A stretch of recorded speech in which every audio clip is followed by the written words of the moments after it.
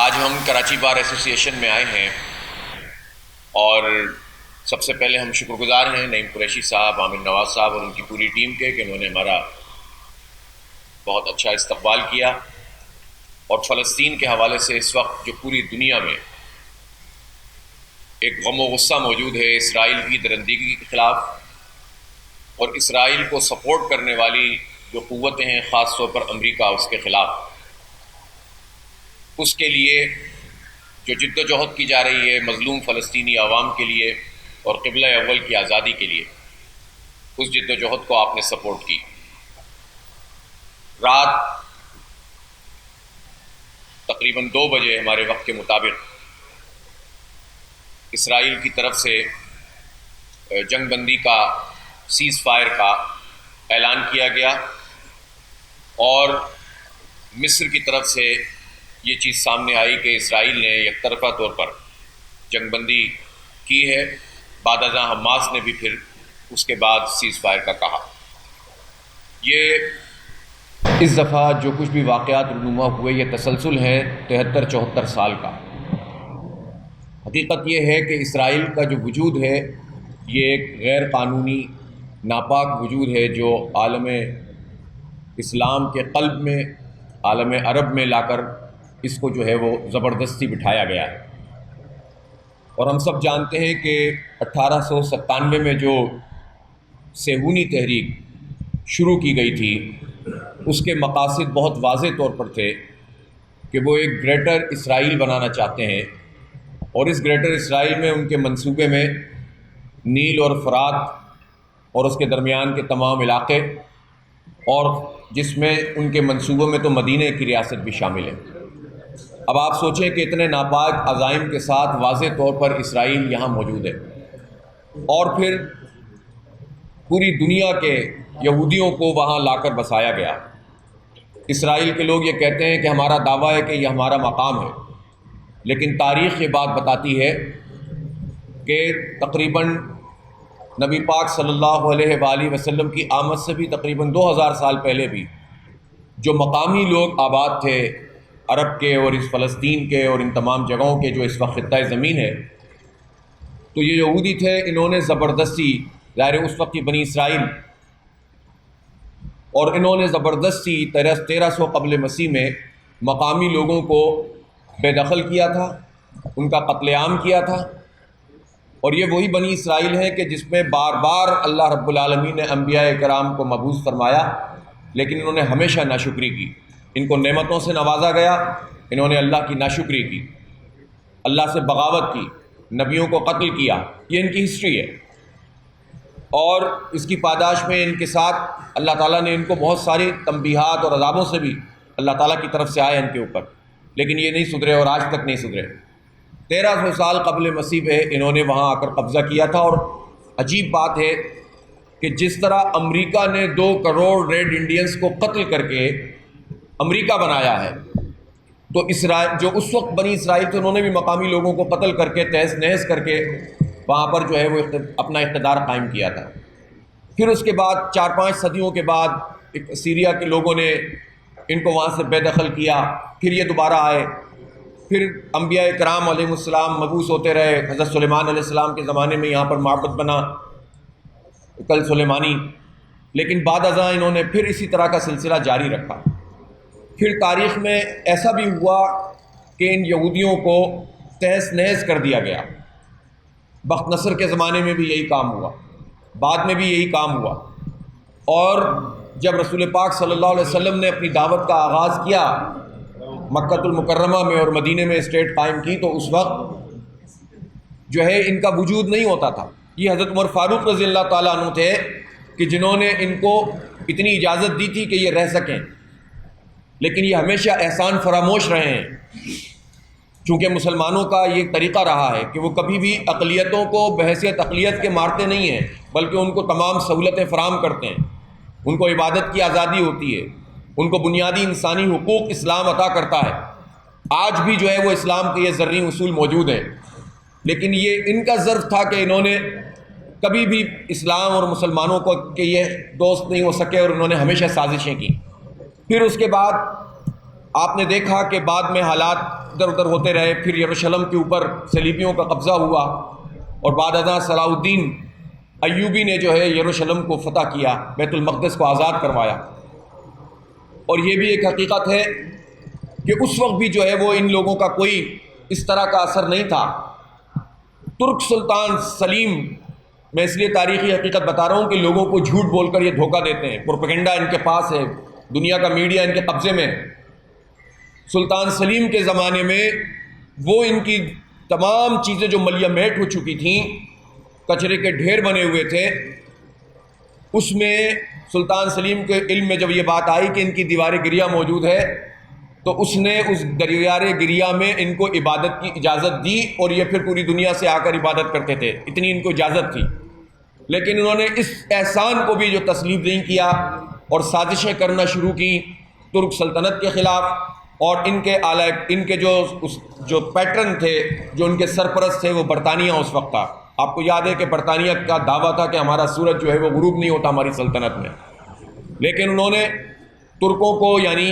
ہمارے اسلام کے خلاف انہوں نے سازشیں کی، اور دنیا بھر کے جو یہودی تھے ان کو یہاں پر لا کر بسانے کا ایک عمل شروع ہو گیا۔ اسی دوران جو یہ زائنسٹ تحریک تھی، جو صہیونی تحریک ہے، صہیونی اور یہودی بھی الگ الگ کیٹیگری ہے۔ یہودی تو ظاہر ایک مذہب ہے، ان کے اپنے جو بھی معاملات ہیں، لیکن جو صہیونیت ہے وہ تو ایک سامراجی اور ایک قبضہ اور لوگوں کو تہس نہس کر کے اپنے اقتدار کو قائم کرنے کی تحریک ہے۔ اور اس تحریک کو سپورٹ فراہم کی برطانیہ نے اور امریکہ نے، اور یہ بھی ایک بہت زبردست قسم کا، ہم یہ دیکھتے ہیں کہ یہ ممالک جو اس وقت ویسٹرن ممالک ہیں، انسانی حقوق کی بہت بات کرتے ہیں اور یہ قانون کی عملداری کی بات کرتے ہیں، اور ان کا عالم یہ ہے کہ برطانیہ کے ماتھے پہ جو کلنک کا ٹیکا ہے وہ یہ ہے کہ ایک طرف وہ عرب لوگوں کو پروانے جاری کر رہے تھے کہ ہم تمہاری الگ اسٹیٹ بنا دیں گے عرب کی، اور تم ترکوں سے نکل آؤ، تحریری ضمانت دے رہے تھے، اور دوسری طرف تحریری طور پر یہ بات کہہ رہے تھے کہ ہم یہودیوں کی ایک جو ہے وہ قومی ریاست قائم کر دیں گے۔ تو دونوں کو بیک وقت انہوں نے یہ چیز جاری کی، اور یہ ریکارڈ کا حصہ ہے جسے اعلان بالفر کہتے ہیں، 1917 میں یہ ہوا۔ اور پھر مسلسل جو اس وقت مجلس اقوام تھی، لیگ آف نیشن تھی، اس نے سپورٹ فراہم کی۔ 80% سے زائد اس وقت بھی مسلمان وہاں رہتے تھے، صرف 9% یہودی آباد تھے اس خطے میں، 10% عیسائی آباد تھے۔ اور آپ دیکھیں کہ عیسائیوں سے بھی یہودیوں کا بڑا زبردست قسم کا جھگڑا ہے۔ وہ پوری دنیا میں اس وقت ایک جو سپورٹ ملتی ہے فلسطین ایشو پر، اور اتنے بڑے بڑے مظاہرے ہوتے ہیں، اس کی پشت کے اوپر یہودیوں کے وہ مظالم بھی ہیں اور وہ کاروائیاں بھی ہیں جو وہ عیسائی دنیا، خود وہاں عیسائیوں کے ساتھ بھی یہ سلوک کیا جاتا ہے مسلسل، جب سے لے کر، اور پھر 1948 میں جب اسرائیل کو باقاعدہ ریاست کے طور پر قبول کر لیا گیا، ایک جعلی طریقے سے امریکہ نے اثر انداز ہو کر اقوام متحدہ پر رائے شماری کروائی، تو اس سے لے کر آج تک اسرائیل وہاں کے فلسطینیوں کو بے دخل کر رہا ہے۔ 48 میں جنگ ہوئی 5 عرب اسٹیٹس کے ساتھ، اقوام متحدہ کچھ نہیں کر سکی، ظاہر ہے۔ پھر اس کے بعد مسلسل یہ عمل جاری رہا، کتنے معاہدے ہوتے رہے، قراردادیں بھی پاس ہوتی رہیں، 27 کے قریب قراردادیں 30-35 سال کے شروع میں اسرائیل کی اس پوری جو کارروائی ہے کہ جو مقامی لوگوں کو بے دخل کرتا ہے اس کے خلاف موجود ہیں، لیکن کسی پر بھی عمل نہیں ہوا۔ پھر یہ ہوا کہ جب مزاحمت بڑھتی ہے تو دنیا کے لوگ بیچ میں آ کے اسرائیل کو فیس سیونگ دینے کی کوشش کرتے ہیں اور ان کو راستہ نکالتے ہیں، ان کے لیے معاہدے کیے جاتے ہیں، اوسلو معاہدہ پہلا، دوسرا اوسلو معاہدہ، کیمپ ڈیوڈ، اور ان سب جگہوں پر اگرچہ کہ فلسطینیوں کے ساتھ ظلم کرتے ہوئے یہ معاہدے ہوئے، اور 2 اسٹیٹ تھیوری جو وہاں پر قائم کی گئی کہ ایک اسٹیٹ اسرائیل ہوگی، ایک فلسطینی ہوگی، لیکن اس پہ بھی اسرائیل نے عمل نہیں کیا، اس پر بھی اس کی بھی خلاف ورزی کی۔ اور یہ دنیا کا کتنا بڑا ظلم ہے کہ جب اقوام متحدہ نے جو تقریباً 30-35% یہودی تھے ان کو 67% علاقہ دے دیا تھا، اور جو باقی سب مسلمان تھے ان کے لیے جو ہے وہ تھوڑا سا علاقہ کیا تھا، اور اس کے اندر بھی مسلسل اب اسرائیل پیش رفت کر رہا ہے۔ یہ وہ تاریخی پس منظر ہے جو تمام لوگوں کو پتہ ہونا چاہیے۔ اور آج جو صورتحال غزہ میں موجود ہے، یہ جو انتفاضہ ہوا 1987 میں شروع کیا، یہ حماس میں شیخ احمد یاسین تھے کہ جنہوں نے دیکھا کہ جو اس وقت کی PLO ہے، جو ابتدائی طور پر تو کو حریت کے علمبردار بنی تھی، لیکن بعد میں PLO فلسطینیوں کی تمناؤں کے اوپر پوری نہیں اتری، اور اس نے معاہدات کیے، ایسے معاہدات جو جھک کر کیے گئے تھے اور اسرائیل کو سپورٹ فراہم ہوئی تھی اور امریکہ کے کہنے پر ہوئے تھے، اور جب ان کو یہ نظر آیا کہ اب مزاحمت کو یہ توڑنے کی کوشش کر رہے ہیں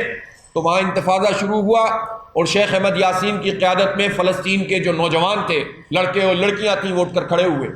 اور انہوں نے اس کو لبرل اور سیکولر تحریک نہیں بنایا، انہوں نے اس کو دینی تحریک بنایا، ایمانی تحریک بنایا، اور اس کے نتیجے میں پوری فلسطینی قوم اٹھ کر کھڑی ہو گئی۔ 2006 میں اس حماس کو تاریخی کامیابی ملی انتخابات میں، لیکن اگر حماس کامیاب ہوگی یا اخوان کامیاب ہوں گے تو ساری جمہوریت کے اصول ایک طرف رکھ دیے جاتے ہیں۔ الجزائر میں اسلامک فرنٹ کو 80% نمائندگی ملی اور ان کو حکومت نہیں کرنے دی گئی۔ اخوان نے ایک سال میں 5 مرتبہ انتخابات جیتے، قومی بھی، صدارتی بھی، ریفرنڈم بھی، اس کو ایک سال میں اس کی حکومت ختم کر کے ہزاروں لوگوں کو قتل کر دیا گیا۔ حماس نے کامیابی حاصل کی، اس کو حکومت نہیں بنانے دی گئی۔ اس کا مطلب یہ ہوا کہ یہ جو طاقتیں ہیں، امریکہ اور مغربی طاقتیں، یہ ایسی جمہوریت چاہتے ہیں کہ جو اسلام کے خلاف ہو، اسلام کے جو پولیٹیکل اس کا ایک زبردست قسم کا پوری دنیا کو آزاد کرنے اور پوری دنیا کو طاغوت سے نجات دلا کر امن کی طرف لانے کا ورلڈ ویو ہے، اس کے خلاف وہ ہمیشہ کارروائی کرتے ہیں۔ انہیں بادشاہتیں قبول ہیں، جبر کے حکمران قبول ہیں، اور انہیں ایسی جمہوریتیں قبول ہیں جس میں اپنی پپٹ جو ہے وہ مسلم حکمرانوں کے اوپر مسلط ہو جائیں، لیکن ان کو جنون جمہوریت قبول نہیں ہے کہ جس میں اسلام سے تعلق رکھنے والے اور اسلام کا انقلابی پیغام رکھنے والے کامیاب ہوں۔ لہٰذا حماس کو حکومت نہیں بنانے دی گئی، لیکن حماس نے اس کی پرواہ نہیں کی ہے۔ وہ مجاہد ہیں، اور غزہ کی اتنی سی پٹی ہے، کراچی کی جو رقبہ ہے اس کا میرے خیال ہے 10 ٹائم بھی کم کر دیں، 10واں حصہ بھی غزہ کا رقبہ نہیں ہے۔ اس چھوٹی سی پٹی کے اوپر 3 طرف سے اسرائیل نے اس کو گھیرا ہوا ہے۔ ایک طرف مصر ہے بدقسمتی سے، جو راستے بند کر دیتا ہے امریکہ اور اسرائیل کے کہنے پہ بار بار، اس لیے کہ اپنی مرضی کے حکمران بٹھاتے ہیں یہ لوگ۔ عالم عرب کے قلب میں اسرائیل موجود ہے اتنا سا، لیکن جو عرب ریاستیں ہیں وہ اپنا رول پلے نہیں کرتی، اور پھر جب عرب ریاستیں رول پلے نہیں کرتی تو پاکستان میں ایسے طبقات ابھرتے ہیں جو یہ بات کرتے ہیں کہ جب عرب جو ہے وہ ان کو قبول کر رہے ہیں اسرائیل کو، تو آپ کو کیا تکلیف ہے؟ ہم ان کو یہ بتانا چاہتے ہیں کہ مسجد اقصی اور بیت المقدس عرب اور عجم کا مسئلہ نہیں ہے، ہمارے ایمان کا مسئلہ ہے، ہماری غیرت کا مسئلہ ہے۔ فلسطینی عوام امت رسول صلی اللہ علیہ وآلہ وسلم ہے، اور وہ تکلیف میں ہے تو ہم تکلیف میں ہیں۔ یہ وہ مقام ہے، 3 جگہوں پر نبی پاک صلی اللہ علیہ وسلم نے نماز کے درجات کی بلندی کی بات کی ہے، اس کی ترغیب دلائی ہے۔ ایک مسجد حرام خانہ کعبہ، ایک مسجد نبوی صلی اللہ علیہ وسلم، اور ایک مسجد اقصی ہے۔ یہ وہ مقام ہے کہ جس جگہ پہ رسول پاک صلی اللہ علیہ وسلم نے تمام انبیاء کی امامت فرمائی تھی، تمام انبیاء کی،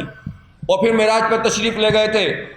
اس لیے کہ کون ہے وہ ریٹائرڈ جنرل جو بکواس کرتے ہیں آ کر ٹیلی ویژن کے اوپر؟ وہ کون ہے چند ٹکے کے ایجنٹ، اینکرز 2 3 4 جو یہ رائے بنانے کی کوشش کرتے ہیں امریکہ کے کہنے پر کہ اسرائیل کو قبول کر لیا جائے، اور ایک طبقہ ان کو حاصل ہو جاتا ہے۔ کسی صورت بھی اسرائیل کو قبول نہیں کیا جا سکتا، اور یہ بات ہماری نہیں ہے، یہ قائد اعظم محمد علی جناح کی بات ہے۔ ہم کراچی بار میں موجود ہیں، قائد اعظم ایک وکیل بھی تھے، قائد اعظم بانی پاکستان تھے، ایک ویژنری لیڈر تھے۔ ایک کشمیر پہ انہوں نے بہت واضح بات کی تھی کہ ہماری شہرگ ہے، اور ایک اسرائیل کے بارے میں کہا تھا کہ یہ کبھی ہمارے ساتھ نہیں ہو سکتا، اس کا وجود ناپاک وجود ہے، اس کو قبول نہیں کیا جا سکتا۔ اتنے کلیئر ویژن کے ساتھ یہ ملک بنا تھا، لیکن بعد میں ایسے لوگ ہیں کہ جو اپنا رول ادا نہیں کرتے۔ تو آج بھی پہلی بات تو ہمیں یہی کرنی ہے کہ ہم اس اسرائیل کو کسی صورت تسلیم نہیں کرتے۔ دنیا میں زبردستی 2 اسٹیٹ تھیوری بنا لی گئی ہے، لیکن بنیادی طور پر پاکستان کا اسٹانس یہی ہے کہ ہم اس کی ریاست تسلیم نہیں کر سکتے، اور اس کو وہی رہنا چاہیے۔ دوسری بات یہ ہے کہ اس وقت جو غزہ میں صورتحال ہے، 300 کے قریب لوگ شہید ہو چکے ہیں، 100 کے قریب بچے شہید ہو گئے۔ یہ قیام اللیل کرتے ہوئے، تراویح پڑھتے ہوئے، ذکر کرتے ہوئے بیت المقدس میں ان پر گولیاں چلائی گئیں۔ ہماری ماؤں بہنوں کو کس طرح سے وہ گرفتار کرتے ہیں، وہ صہیونی۔ کسی حکمران میں غیرت نہیں آتی، اتنی بڑی بڑی فوجیں موجود ہیں، ان کو غیرت نہیں آتی۔ وہ پتھروں سے لڑتے ہیں، ان کے پاس میزائل موجود ہیں۔ ان کی سب سے بڑی ٹیکنالوجی حماس کی وہ راکٹ ہے جو وہ اپنے طور پر بناتے ہیں۔ اور یہ اللہ کا نظام دیکھیے کہ ٹیکنالوجی میں اس وقت اسرائیل دنیا کی 6 7ویں طاقت کہلاتا ہے۔ امریکہ اس کی پشت پر ہے، اور اس جنگ کے دوران $65 کروڑ کی امداد فراہم کی ہے اس نے اسلحے کے لیے۔ آپ سوچیں تو صحیح، یہ کیا جنگ تھی؟ یہ یک طرفہ کارروائیاں تھیں۔ اور جب حماس کے لوگوں نے راکٹ فائر کیے ہیں تو یہ اللہ کا نظام ہے کہ آج کی ٹیکنالوجی کے زمانے میں ان کی ٹیکنالوجی فیل ہو گئی، اور جب وہ راکٹ ان کے تل ابیب میں اور مختلف جگہوں پر گرے ہیں تو آپ کو پتہ ہے یہودی موت سے کتنا ڈرتے ہیں، سائرن بجنا شروع ہو گئے، خوف طاری ہو گیا، اور جب بھی یہ عمل ہوتا ہے اس کے بعد پھر درمیان میں اسپیس دینے کے لیے، راستہ نکالنے کے لیے لوگ سامنے آتے ہیں اور عارضی جنگ بندی کر دی جاتی ہے۔ یہ جنگ بندی مسئلے کا حل نہیں ہے، لوگوں کو دھوکہ دے کر وہ جو غم و غصہ ہے اس کو ختم کرنے کی اب کوشش کی جائے گی کہ صاحب جنگ بندی ہو گئی، اب کیوں آپ احتجاج کر رہے ہیں؟ میں آپ سے یہ عرض کرنا چاہتا ہوں کہ جب تک فلسطینیوں کو جو بے دخل کر دیا گیا ہے واپس وہ نہیں آتے، جب تک ہمارا قبلہ اول آزاد نہیں ہوتا، جب تک جو ہے وہ اسرائیل کے یہ ناپاک عزائم خاک میں نہیں ملتے، جب تک ہم فلسطینیوں کا ساتھ دیں گے، جد و جہد کو جاری رکھیں گے، اور 23 مئی کو انشاءاللہ شارع فیصل پر ایک بہت عظیم الشان فلسطین مارچ ہوگا، اور یہ وہاں کے مظلوموں کے ساتھ اظہار یکجہتی ہوگا، حماس کے ساتھ اظہار یکجہتی ہوگا۔ اس موقع پہ چونکہ ہم کراچی بار میں ہیں، یہ میں بتا دینا چاہتا ہوں کہ کچھ امریکہ نے حماس کو ٹیررسٹ آرگنائزیشن ڈکلیئر کیا ہے۔ وہ جمہوری پارٹی کہ جس نے انتخاب جیت لیا، ان کے نزدیک اس لیے ٹیررسٹ ہیں کہ وہ اسرائیل کے خلاف مزاحمت کرتے ہیں، جبکہ اقوام متحدہ کا وہ چارٹر جس میں یہ بات موجود ہے، ہیومن رائٹس کا چارٹر کہلاتا ہے کہ اگر کسی علاقے کے اوپر، آرٹیکل میرا خیال ہے 158 ہے، یہ کیا ہے، کہ جس میں اگر کسی علاقے کے اوپر کوئی فوج قابض ہو جائے تو اس جگہ کے لوگوں کا یہ لیجیٹیمیٹ رائٹ ہے، بین الاقوامی طور پر تسلیم شدہ رائٹ ہے کہ وہ ان کے خلاف مزاحمت بھی کر سکتے ہیں، وہ ان کے خلاف جنگ بھی کر سکتے ہیں، جب تک کہ جو ہے وہ اقوام متحدہ آ کر اس مسئلے کو ریزالو نہ کرے۔ تو اس لیے حماس جو جد و جہد کر رہی ہے یا کشمیری جو جد و جہد کر رہے ہیں، وہ عسکری جد و جہد بھی ان کی لیجیٹیمیٹ ہے، قانونی ہے، بین الاقوامی قوانین کے مطابق ہے، اور ہم تو یہ سمجھتے ہیں کہ کیا بین الاقوامی قوانین جس میں 10 ملک ایک طرف ہوں اور ایک امریکہ اس کو ویٹو کر دے، یہ کون سا قانون ہے؟ یہ کیا ہے جس پر دنیا چل رہی ہے؟ جھوٹ کے اوپر یہ دنیا چل رہی ہے۔ ان کے قانون کے مطابق بھی جائز ہے، اور اسلام کے مطابق تو یہ عین فرض ہے، جہاد ہے۔ ان کے بس میں جتنا ہے وہ کر رہے ہیں، پھر ان کے قریب کے لوگوں کے اوپر فرض عین اور پوری امت کے اوپر یہ فرض عین ہے کہ ہم فلسطینیوں کے لیے جہاد کریں۔ اب مسئلہ یہ ہے کہ ہم تو ایک اسٹیٹ میں رہتے ہیں، ریاستوں کے اس میں اور ان کے حکمرانوں کے اس میں پھنسے ہوئے ہیں، اور اس کے نتیجے میں آج میں آپ سے کہتا ہوں کہ اگر یہ اعلان ہو جائے کہ اسرائیل کے خلاف جہاد کرنا ہے، آپ یقین کریں پاکستان سے ہزاروں نہیں لاکھوں نوجوان جانے کے لیے تیار ہیں، ہم بچے بچیاں جانے کے لیے تیار ہیں،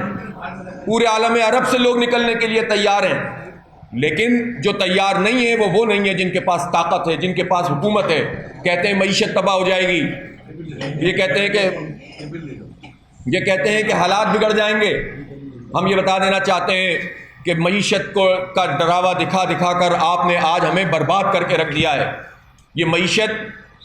معیشت کسی مزاحمت کرنے والے نے برباد نہیں کی، یہ اس حکمران طبقے نے برباد کی جو 73 سال سے پاکستان پہ مسلط ہے۔ یہ معیشت ان لوگوں نے ہمیں تباہ کی ہے کہ جو بہت امریکہ اور ان کے اعلی کار ہیں، بہت جو ہے وہ اپنے آپ کو مہذب کہتے ہیں، ان کے نمائندے ہیں۔ آپ سول بیوروکریسی، فوجی بیوروکریسی، اسٹیبلشمنٹ، آپ وڈیرے اور جاگیرداروں کا دود و باش، آپ ان نام نہاد پورے ہمارے حکمران طبقے کا جو ہر پارٹیوں میں موجود ہوتا ہے، میں جنرلائز ہم نہیں کرتے، اچھے لوگ ہر جگہ موجود ہیں، لیکن یہ جو پورا طبقہ 73-74 سال سے پاکستان چلا رہا ہے، اس نے ہمیں جاہل بنایا ہے، ہماری قوم کو، اس نے ہمیں ہماری معیشت تباہ کی ہے، اس نے ہمیں سود کی لعنت ہم پر مسلط کی ہے۔ اور یہ لوگ پہلے معیشت کو بگاڑتے ہیں اور پھر کہتے ہیں کہ اگر ہم نے کشمیر کے لیے آگے بڑھے تو معیشت تباہ ہو جائے گی، ناموس رسالت صلی اللہ علیہ وسلم پر کوئی کارروائی کی تو معیشت تباہ ہو جائے گی۔ تو یہ ڈراوے دینا بند کرو، ایمان اور غیرت کا مظاہرہ کرو۔ ہم نے بار بار یہ مطالبہ کیا ہے کہ پاکستان کو یہ کہہ کر جان نہیں چھڑائی جا سکتی کہ ہم تو بہت دور ہیں، اگر کوئی کردار ادا نہیں کر رہا تو پاکستان کا یہ منصب ہے کہ وہ کردار ادا کرے۔ اس لیے ٹھیک ہے، کل جنرل اسمبلی میں شاہ محمود قریشی نے تقریر کی، اچھی تقریر کی، لیکن جنرل اسمبلی کی تقریروں سے نہ کشمیر کا مسئلہ حل ہو رہا ہے نہ فلسطین کا۔ اقدامات کرنے پڑیں گے، ڈپلومیسی کے میدان میں بھی آگے بڑھنا پڑے گا، اور فوری طور پر اگر پرائم منسٹر، پورے عالم اسلام کے پرائم منسٹر اور لائک مائنڈڈ جو دیگر اقوام ہیں ان کے پرائم منسٹر کی جو ہے میٹنگ بلائیں، تو جو نہیں آئے گا وہ ایکسپوز ہو جائے گا۔ تو آپ کیوں نہیں اقدام کر سکتے؟ یہ آپ کس بات سے ڈرتے ہیں؟ پھر اس کے بعد آپ آرمی چیف کی میٹنگ بلائیں، یہ کلیئر میسج جائے گا اسرائیل کو۔ لیکن اگر آپ کہیں گے کہ یہ ہمارا مسئلہ نہیں ہے، وہ ہمارا مسئلہ نہیں ہے، تو پھر کون سا مسئلہ ہمارا مسئلہ ہے؟ پھر آپ کس بنیاد کے اوپر اس پاکستان کے اندر بیٹھے ہوئے ہیں اور آپ کہتے بھی ہیں کہ مدینے کی ہم اسلامک اسٹیٹ قائم کریں گے؟ اس لیے جماعت اسلامی اول روز سے فلسطینیوں کے جد و جہد آزادی کے ساتھ ہے، اور میں یہ مطالبہ کرتا ہوں کہ پوری دنیا کے انسانوں کو امریکہ کے اس اقدام کے خلاف کہ وہ ایسی مزاحمتی قوتیں انہیں ٹیررسٹ ڈکلیئر کر کے ان کا راستہ بند کرنے کی کوشش کرتا ہے، حماس کو